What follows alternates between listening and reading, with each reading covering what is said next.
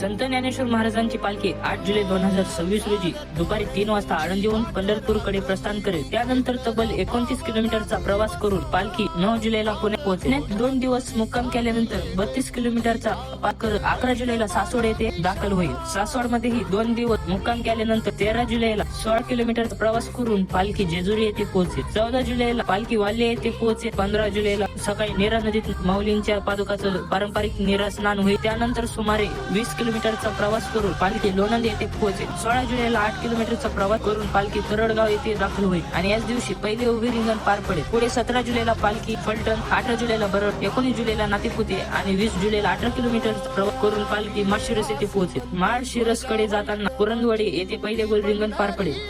पुढचं वेळापत्रक सांगण्यापूर्वी अशाच माहितीपूर्ण व्हिडिओसाठी आपल्या पेजला आताच फॉलो करू। 21 जुलैला वेळापूरकडे जाताना फुटफाटा येथे दुसरे गोल रिंगण पार पडेल। त्यानंतर पालखी वेळापूर येथे मुक्काम करेल। 23 जुलैला भंडी शेगावकडे जाताना ठाकूरबुवा समाधी येथे तिसरे गोल रिंगण पार पडेल आणि त्यानंतर पालखी भंडी शेगाव येथे मुक्काम करेल। 23 जुलैला वाखरीकडे जाताना बाजीरावजी विहीर येथे दुसरे उभे रिंगण पार पडेल, तर वाखरी येथे चौथे गोल रिंगण पार पडून पालखी तेथेच मुक्काम करेल आणि शेवटी वाखरीवरून अवघ्या 5 किलोमीटरचा प्रवास करून 24 जुलैला पालखी पंढरपुरात दाखल होईल। येथे माऊलींचे तिसरे उभे रिंगण पार पडेल। त्यानंतर 25 जुलैला आषाढी एकादशीच्या दिवशी लाखो वारकरी विठुरायाचं दर्शन घेतील आणि त्यानंतर पालखीचा परतीचा प्रवास सुरू होईल। ही माहिती प्रत्येक वारकऱ्यांपर्यंत पोहोचावी, त्यामुळे हा व्हिडिओ जास्तीत जास्त शेअर करा। धन्यवाद।